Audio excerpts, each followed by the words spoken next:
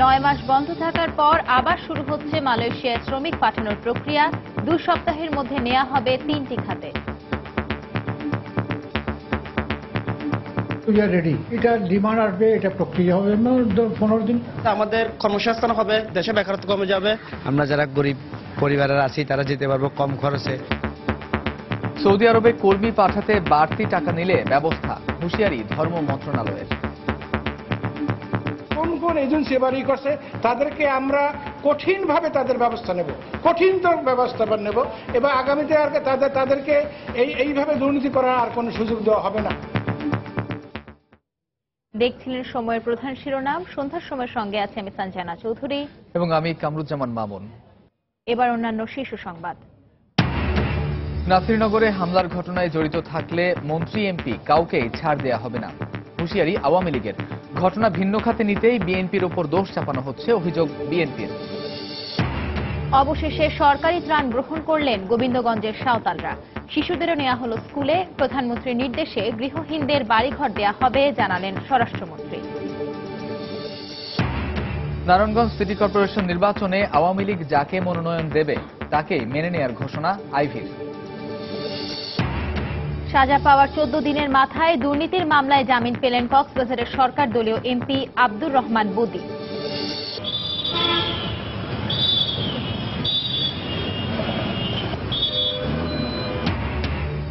যানজটের নগরী ঢাকার রাস্তায় যান চলাচল নিয়ন্ত্রণ হচ্ছে ট্রাফিক পুলিশের হাতের ইশারায়। ফেব্রুয়ারিতে চালু হবে রিমোট নিয়ন্ত্রিত সিগন্যাল ব্যবস্থা, সফলতা নিয়ে সংশয়।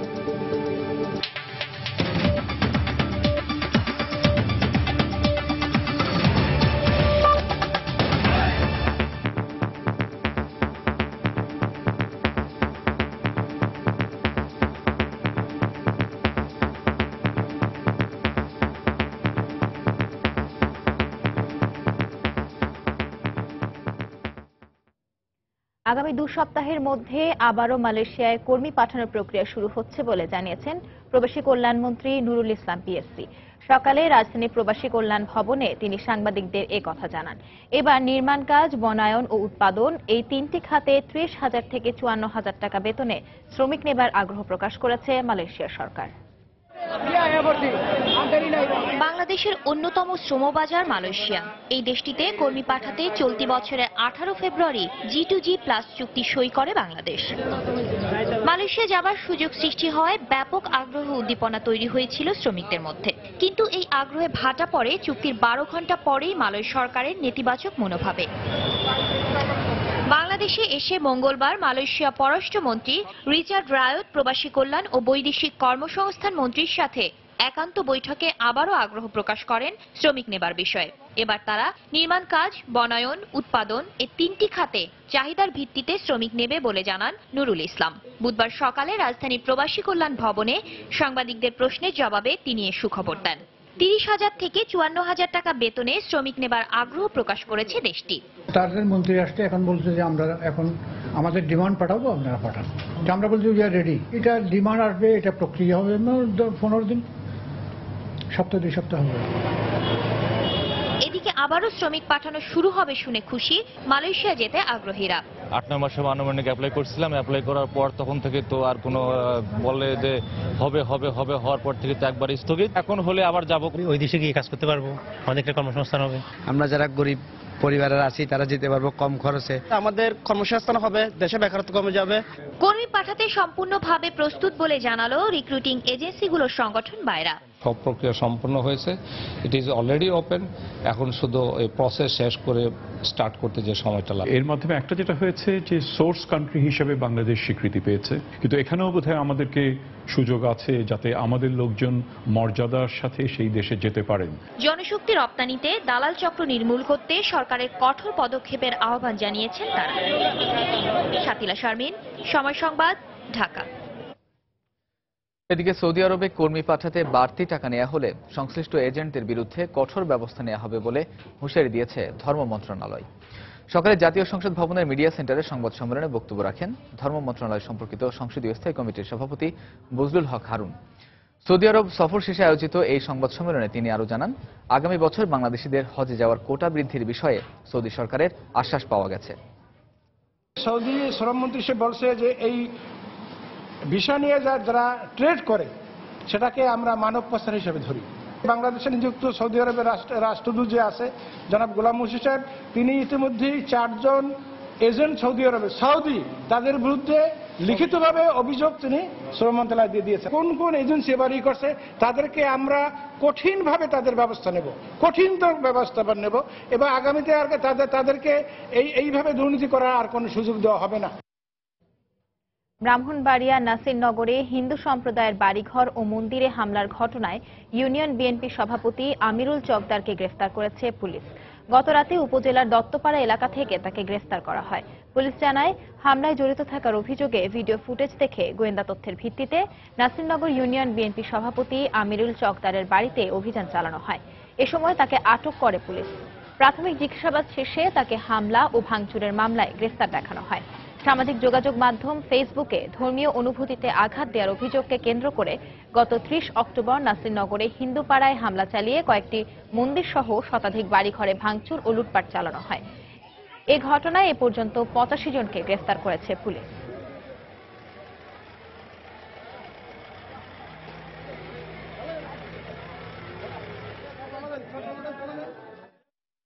ভিডিও চিত্রে আমাদের কিছু মানুষকে শনাক্ত করার জন্য আমরা জিজ্ঞাসাবাদের জন্য তাদেরকে আনতে পারি। তা আমরা এটা আনছি এবং এটা আমরা যাচাই বাছাই করে দেখতেছি যে তার ঘটনার সাথে সে জড়িত ছিল কিনা, এবং জড়িত থাকলে অবশ্যই আমরা তাকে বিজ্ঞ আদালতে সোপর্দ করব। এদিকে নাসিরনগরের ঘটনা ভিন্ন পথে পরিচালিত করতেই বিএনপি নেতাকর্মীদের উপর দোষ চাপানো হচ্ছে বলে মন্তব্য করেছেন বিএনপির স্থায়ী কমিটির সদস্য ডক্টর খন্দকার মোশাররফ হোসেন। সকালে রাজধানীর জাতীয় প্রেস ক্লাবে এক আলোচনা সভায় তিনি একথা বলেন। নাসিরনগরে ব্রাহ্মণবাড়িয়ার কিভাবে একটি ঘটনা ঘটেছে সংখ্যালঘুদের উপরে, সেটাকে আজকে অন্য পথে পরিচালিত করার জন্য বিএনপির প্রেসিডেন্টকে গত রাত্রে গ্রেফতার করেছে। আজকে তারাই একটা ঘটনা ঘটায় আর প্রধান বিরোধী দল, বাংলাদেশের সবচেয়ে জনপ্রিয় দল বিএনপির ঘাড়ে চাপিয়ে বিএনপিকে আজকে নির্যাতন নিপীড়ন করছে। অন্যদিকে আওয়ামী লীগের সাধারণ সম্পাদক ওবায়দুল কাদের বলেছেন, ব্রাহ্মণবাড়িয়া নাসিরনগরে সংখ্যালঘুদের বাড়িঘর ও উপাসনালয়ে হামলার ঘটনায় মন্ত্রী, এমপি কিংবা দলের নেতা যেই জড়িত থাকুক না কেন, কাউকে ছাড় দেওয়া হবে না। দুপুরে কুষ্টিয়া সরকারি কলেজ মাঠে এক জনসভায় যোগ দিয়ে এই হুঁশিয়ারি দেন ওবায়দুল কাদের। প্রধানমন্ত্রী দেশরত্ন শেখ হাসিনা পরিষ্কার বলেছেন যে সংখ্যালঘুদের উপর হামলা ব্যাপারে সরকারের অবস্থান অত্যন্ত কঠোর এবং কঠিন। যেই ঘটনার সাথে জড়িত থাকুক, এমপি হোক, মন্ত্রী হোক বা স্থানীয় কোনো প্রতিনিধি হোক, আওয়ামী লীগের হোক, বাইরের লোক হোক, কোনো দলীয় এখানে দৃষ্টিকোণ থেকে দেখা হবে না। দেখা হবে তার অপরাধটা কি। প্রথম দফায় ফিরিয়ে দিলেও আজ সরকারি ত্রাণ গ্রহণ করেছেন গাইবান্ধার গোবিন্দগঞ্জের সাঁওতালপল্লীর বাসিন্দারা। সকালে উপজেলার মাদারপুর ও জয়পুর গ্রামে ত্রাণ বিতরণ করেন জেলার নির্বাহী ম্যাজিস্ট্রেট। এ সময় প্রত্যেক সাঁওতালদের চাল, ডাল, তেল ও শীতবস্ত্র বিতরণ করা হয়। তবে সরকারি ত্রাণ নিলেও বাপ দাদার জমি ফিরিয়ে দেওয়ার দাবি জানান সাঁওতালরা। এদিকে প্রায় 10 দিন পর আবার স্কুলে গেল পল্লীর শিশুরা। সকালে অভিভাবকদের সাথে কথা বলে শিশুদের বিদ্যালয়ে নিয়ে যান সাহেবগঞ্জ সরকারি প্রাথমিক বিদ্যালয়ের প্রধান শিক্ষক। পরে ক্ষতিগ্রস্ত শিশুদের মাঝে বইসহ বিভিন্ন শিক্ষা সরঞ্জাম বিতরণ করা হয়। গত 6 নভেম্বর পুলিশ ও রংপুর চিনিকল শ্রমিকদের সাথে সাঁওতালদের সংঘর্ষের পর শিশুদের স্কুলে যাওয়া বন্ধ হয়ে যায়।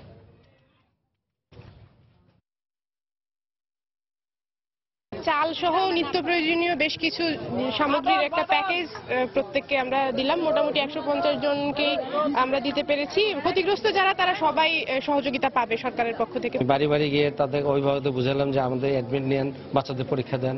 তো তারা বললো যে ঠিক আছে স্যার যাবে। তারপরেও আমি বললাম যে আপনার যে ভয় নাই, ভয়ের যদি কিছু থাকে আমি সাথে করে নিয়ে যাব, আবার সাথে করে ফিরে দিয়ে যাব। আজকে তারা বেশিরভাগ বাচ্চা চলে আসছে।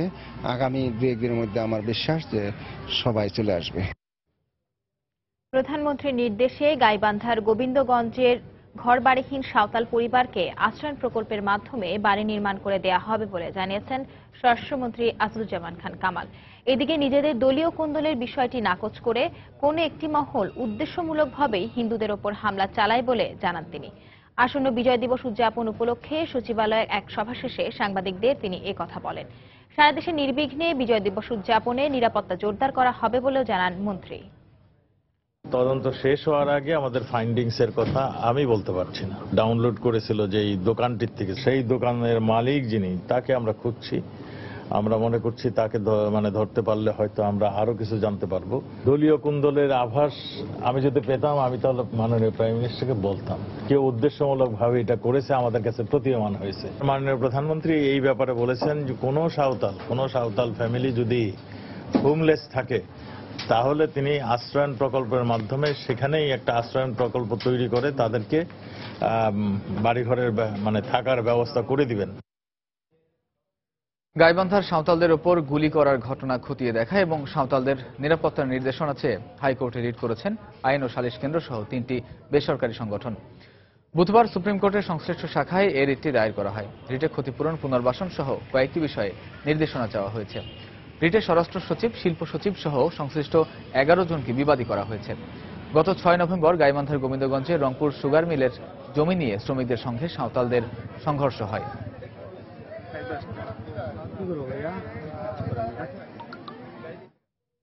সন্ধ্যার সময় আরো থাকছে বিভিন্ন পরীক্ষায় ইলেকট্রনিক্স ডিভাইস ব্যবহার করে উত্তর সরবরাহকারী চক্রের 4 সদস্য রাজধানী থেকে আটক, সিম, ল্যাপটপ সহ শতাধিক ডিভাইস জব্দ।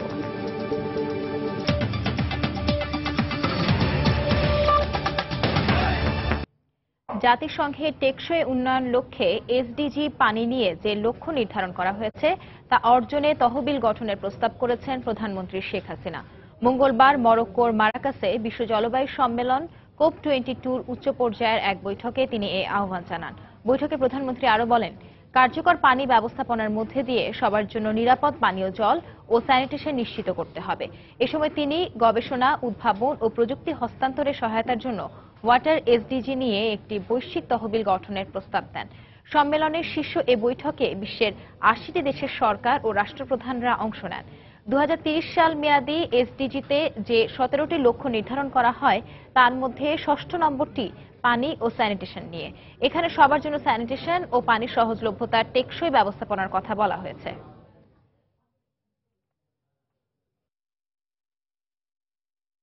Bangladesh is one of the first countries that signed and ratified the Paris Agreement.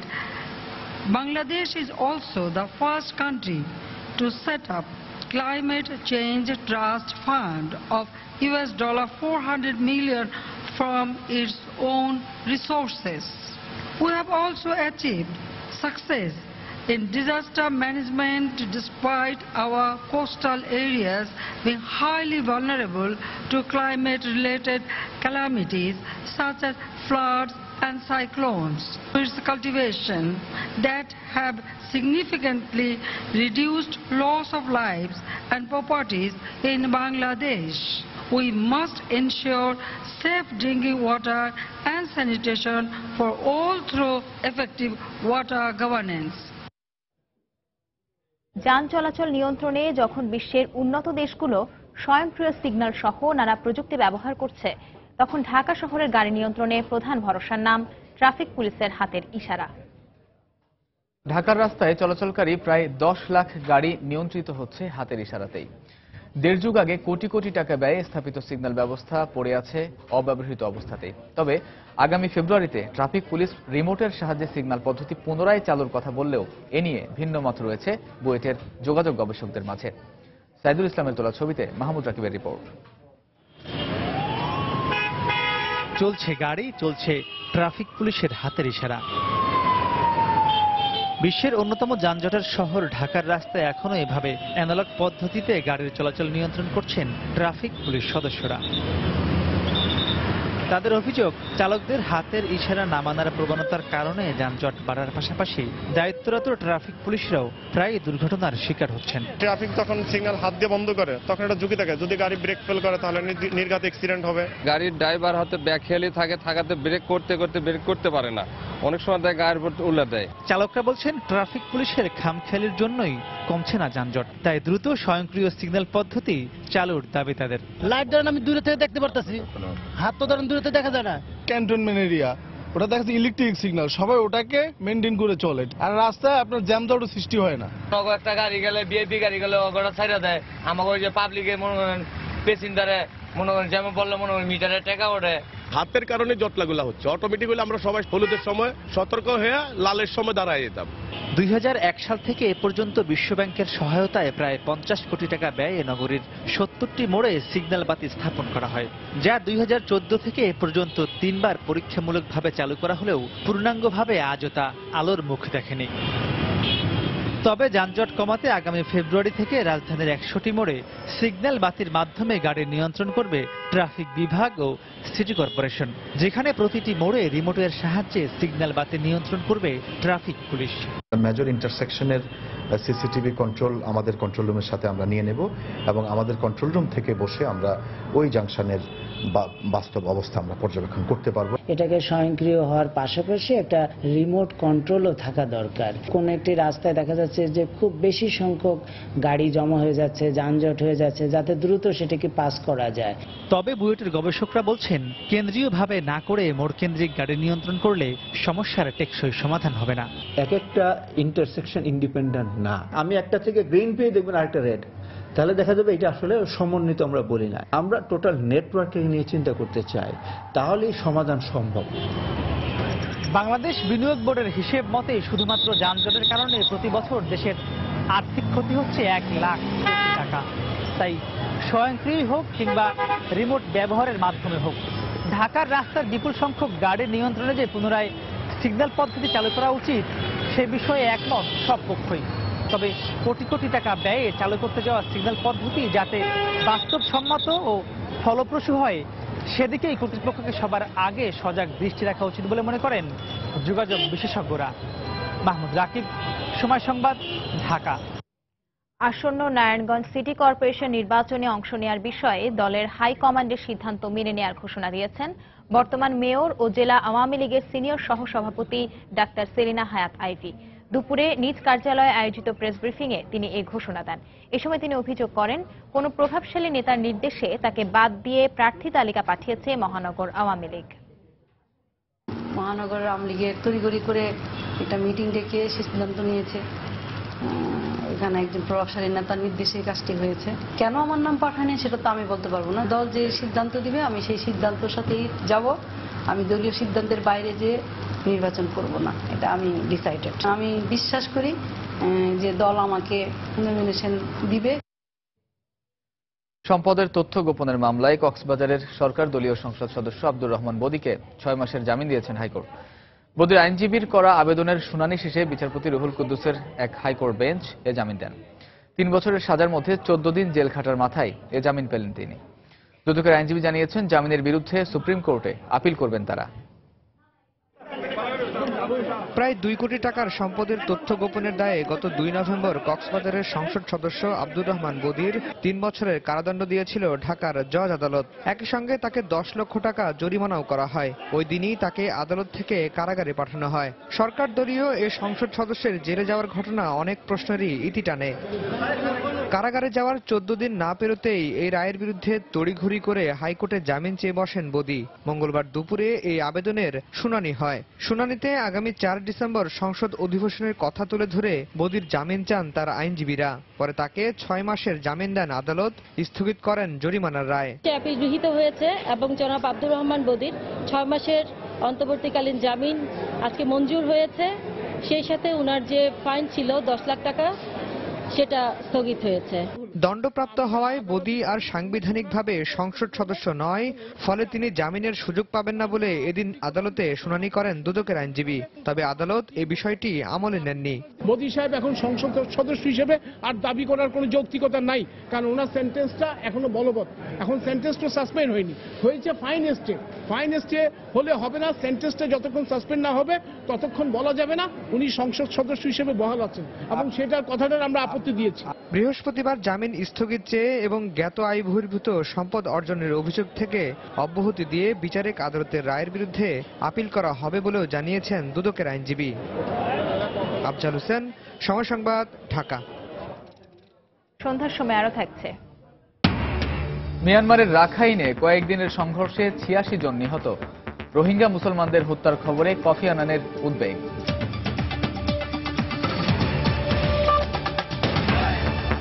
বাংলাদেশের পাওনা না মিটিয়ে পাকিস্তান উল্টো 700 কোটি টাকা পাওয়ার যে দাবি তুলেছে তা সম্পূর্ণ অবাস্তব ও ভিত্তিহীন। সকালে সচিবালয়ে নিউজিল্যান্ডের রাষ্ট্রদূত গ্রাহিন মার্টিনের সঙ্গে বৈঠক শেষে একথা জানিয়েছেন বাণিজ্যমন্ত্রী তোফায়েল আহমেদ। তিনি আরও বলেন, বিশ্বের বিভিন্ন দেশে বাংলাদেশি পণ্যের শুল্কমুক্ত সুবিধা পেতে কাজ করছে সরকার। বাংলাদেশে উৎপাদিত পণ্যের থেকে আমরা যে রপ্তানি আয় করতাম, বিশেষ করে পাটে, আদমজির মতো পাট কল, সেই টাকাগুলো সব পাকিস্তান নিয়ে গেছে। যেহেতু আমরা পাকিস্তানের কাছে আমাদের পাওনা আমরা দাবি করেছি, সেই কারণে উল্টা ওইটাকে ব্যাহত করার জন্য তারা একটা উল্টা প্রস্তাব দিয়েছে, যেটা অবাস্তব, ভিত্তিহীন। ওরা আমাদের থেকে টাকা পাবে কোত্থেকে? ময়মনসিংহে আধিপত্য বিস্তারকে কেন্দ্র করে আওয়ামী লীগ ও যুবলীগের সংঘর্ষে একজন নিহত হয়েছেন। আহত হয়েছেন অন্তত 15 জন। সকালে ত্রিশাল উপজেলায় এ ঘটনা ঘটে। পুলিশ জানায়, বালিপাড়া ইউনিয়ন পরিষদ নির্বাচনে নবনির্বাচিত চেয়ারম্যান ও আওয়ামী লীগ নেতা গোলাম মোহাম্মদ বাদলের সঙ্গে স্থানীয় যুবলীগের আহ্বায়ক আব্দুল বারীর মধ্যে বিরোধ চলে আসছিল। এরই জের ধরে সকালে রেল স্টেশনের পাশে চেয়ারম্যানের সমর্থক সাইফুল মোল্লার দোকানে অতর্কিত হামলা চালায় বারী গ্রুপের সমর্থকরা। চলে পাল্টা হামলা। এক পর্যায়ে দুই গ্রুপের লোকজন দেশীয় অস্ত্র নিয়ে সংঘর্ষে জড়িয়ে পড়ে। এ সময় দুই পক্ষের ধাওয়া পাল্টা ধাওয়া ও গোলাগুলিতে পুরো এলাকা রণক্ষেত্রে পরিণত হয়। খবর পেয়ে পুলিশ ও র্যাব ঘটনাস্থলে পৌঁছে ফাঁকা গুলি ছুড়ে পরিস্থিতি নিয়ন্ত্রণে আনে। আহত 5 জনকে উদ্ধার করে ময়মনসিংহ মেডিকেল কলেজ হাসপাতালে নেয়ার পথেই মারা যান মুদি দোকানদার সাইফুল। সদ্য সমাপ্ত ইউপি নির্বাচনকে কেন্দ্র করে চেয়ারম্যান প্রার্থীর পক্ষে বিপক্ষে দুই গ্রুপ কাজ করতে, মূলত এটাকে কেন্দ্র করে বাদল চেয়ারম্যান এবং বারী দুইজনের মধ্যে মূলত সংঘর্ষের সূত্রপাত। বাদল চেয়ারম্যানের এক পক্ষের এক লোক মূলত দোকানদার ছিল, এই দোকানে পেয়ে তাকে মূলত আহত করে, পরবর্তীতে সে মারা যায়। রমনা থানায় বিস্ফোরক আইনে দায়ের করা মামলায় বিএনপির মহাসচিব মির্জা ফখরুল ইসলাম আলমগীর সহ 8 জনের বিরুদ্ধে অভিযোগপত্র আমলে নিয়েছেন আদালত। দুপুরে ঢাকা মহানগর দায়রা জজ আদালতের বিচারক কামরুল হোসেন মোল্লা এ আদেশ দেন। এছাড়া এই মামলার অভিযোগ থেকে অপর 18 আসামিকে অব্যাহতি দেওয়া হয়েছে। এই মামলায় মির্জা ফখরুল ইসলাম আলমগীর সহ 26 জনের বিরুদ্ধে মামলা হয়েছিল। ফখরুল ইসলাম সহ 8 জনের বিরুদ্ধে চার্জশিট দিয়েছে এবং 18 জনকে এই মামলা থেকে অব্যাহতি দিয়েছে। এই 8 জনের মধ্যে মির্জা ফখরুল ইসলাম আলমগীর, ওনার বিরুদ্ধে আজকে ওই অভিযোগ চার্জশিট দিয়েছিল, সেইটা আজকে আমলে নেওয়া হয়েছে। মহানগর আদালত আমলে নিয়েছে। সব মামলাই তো আমলে নিচ্ছে অন্যায়ভাবে। এগুলি কোনো সত্য ঘটনা, এইসব তদন্ত করে দেখছে যে তারা জড়িত না।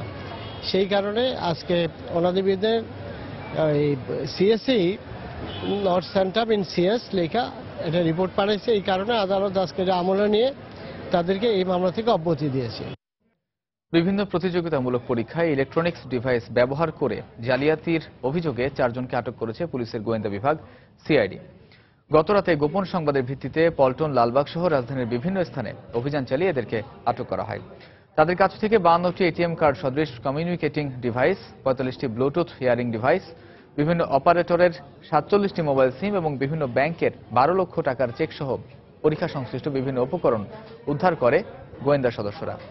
সিআইডি ডেপুটি ইন্সপেক্টর জানান, বিভিন্ন বিশ্ববিদ্যালয়ের শিক্ষার্থী এবং চাকুরি প্রার্থীদের কাছে টাকার বিনিময়ে জালিয়াতিতে সহায়তা করত এই চক্রের সদস্যরা। 4 জনকে আমরা গ্রেপ্তার করি এবং তাদের দখল থেকে, তাদের বাসা থেকে, তাদের অফিস থেকে বিভিন্ন রকম ডিভাইস আমরা উদ্ধার করি। কারা কারা জড়িত, কারা কারা অসৎ উপায় অবলম্বন করে এই পরীক্ষায় উত্তীর্ণ হয়ে বিভিন্ন জায়গায় ভর্তি হওয়া সক্ষম হয়েছে, এই বিষয়টা আমরা বের করব এবং এই ব্যাপারে আমাদের মামলাটা প্রক্রিয়াধীন।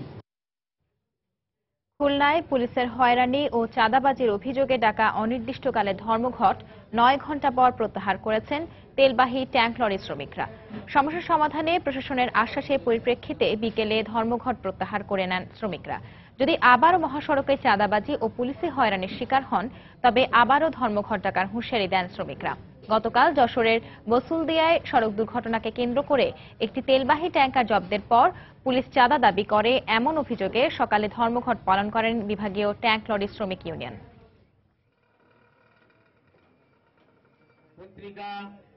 দেশের বাইরের খবর। মিয়ানমারের রাখাইন প্রদেশে গত কয়েকদিনে সেনাবাহিনীর সঙ্গে সংঘর্ষে অন্তত ৬৯ অস্ত্রধারী নিহত হয়েছে। প্রাণ হারিয়েছে নিরাপত্তা বাহিনীর অন্তত ১৭ জন সদস্য। চলমান এই সংঘাতের মধ্যেই প্রাণে বাঁচতে রাখাইন ছেড়ে বাংলাদেশ সীমান্তের কাছে জড়ো হয়েছে ২ শতাধিক রোহিঙ্গা। তাদের বেশিরভাগই শিশু ও নারী বলে জানিয়েছে গণমাধ্যম। এরই মধ্যে ৮৬ জন রোহিঙ্গা বাংলাদেশে অনুপ্রবেশের চেষ্টা করলেও তাদের পুশব্যাক করার কথা জানায় বাংলাদেশ সীমান্তরক্ষী বাহিনী বিজিবি। মিয়ানমারের রাখাইনে রোহিঙ্গা মুসলমানদের হত্যার খবরে বিশ্ব সম্প্রদায়ের উদ্বেগ সত্ত্বেও নির্বিকার মিয়ানমার কর্তৃপক্ষ। মঙ্গলবারও সেখানে নিরাপত্তা বাহিনীর সঙ্গে সংঘর্ষে কয়েকজনের মৃত্যু হয় বলে জানায় গণমাধ্যম। নিহতদের সবাই অস্ত্রধারী বিদ্রোহী বলে দাবি করে দেশটির সেনাবাহিনী জানায়, এ নিয়ে গত এক সপ্তাহে রাখাইনে প্রায় ৭০ জনকে হত্যা করেছে তারা। আটক করা হয়েছে ২ শতাধিক অস্ত্রধারীকে। চলমান এ অভিযানে ১০ জন পুলিশ ও ৭ জন সেনা সদস্য নিহত হয় বলেও জানানো হয়। এদিকে বার্তা সংস্থা এএফপি জানিয়েছে, দেশটির নিরাপত্তা বাহিনীর দমন পীড়নের হাত থেকে বাঁচতে রাখাইন প্রদেশের ২০০ রোহিঙ্গা বাংলাদেশ সীমান্তে পালিয়ে এসেছে। বাংলাদেশের সীমান্তরক্ষী বাহিনী বিজিবি তাদের আবার সীমান্তের ওপারে ফেরত পাঠিয়েছে বলেও উল্লেখ করা হয়। রাখাইন রাজ্যের মংরু জেলার ৩টি গ্রামে ৪ শতাধিক বাড়ি ধ্বংস করে ফেলা হয়েছে বলে জানায় আন্তর্জাতিক মানবাধিকার সংস্থা হিউম্যান রাইটস ওয়াচ।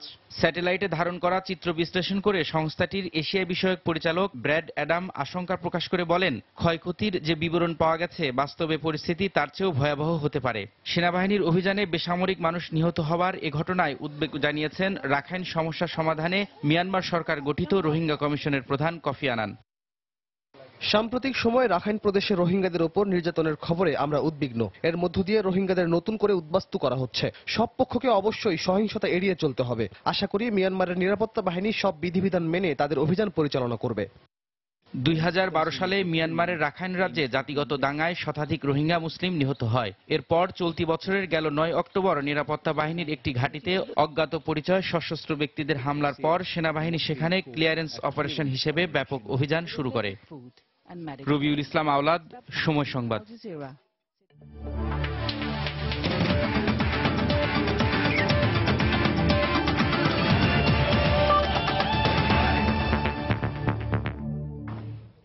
দেশের ক্রিকেট প্রসঙ্গ। এবছর ডিসেম্বরের মধ্যে নিয়োগ দেওয়া হতে পারে বাংলাদেশ জাতীয় দলের স্পিন বোলিং কোচ। আর সেক্ষেত্রে বোর্ডের আগ্রহ উপমহাদেশীয় কোচদের দিকেই, এমনটাই জানালেন বিসিবির প্রধান নির্বাহী কর্মকর্তা নিজামুদ্দিন চৌধুরী সুজন। এদিকে ইংল্যান্ডে অনুষ্ঠেয় ২০১৭ চ্যাম্পিয়ন্স ট্রফির আগে কন্ডিশনের সঙ্গে মানিয়ে নিতে সেখানে প্রস্তুতি ম্যাচ খেলার পরিকল্পনার কথাও জানান তিনি।